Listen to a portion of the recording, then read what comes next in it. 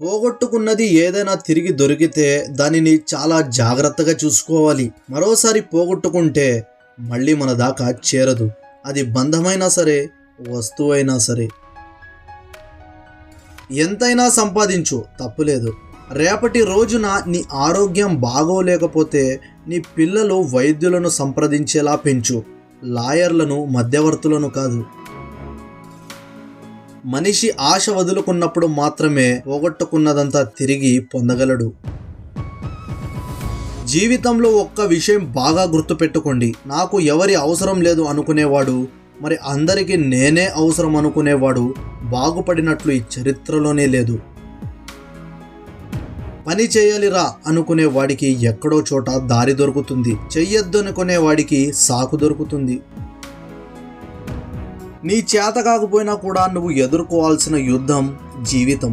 అది నిన్ను చంపదు, కానీ చావు దెబ్బలు కొడుతుంది. నువ్వు కింద పడే కొద్దీ అది యుద్ధమే. ఎప్పుడైతే పడి లేస్తావో అది చరిత్ర. నీ తప్పు లేకున్నా నిన్ను ఎవరు బాధ పెట్టినా, నీకు ప్రతీకారం తీర్చుకోవడం చేత కాకపోయినా కాలం తప్పక అలాంటి వారిని శిక్షిస్తుంది. జీవితం అనేది చాలా కష్టమైన పరీక్ష. అందులో చాలామంది విఫలం చెందటానికి కారణం ప్రతి ఒక్కరి ప్రశ్నాపత్రం వేరని గ్రహించకపోవటమే.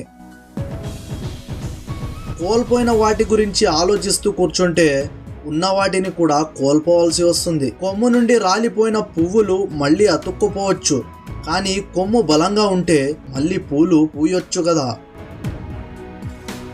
నీకు కోపం వచ్చే ఒక్క క్షణాన్ని అదుపులోకి తెచ్చుకోగలిగితే బాధపడే 1000 క్షణాలను తప్పించుకోవచ్చు.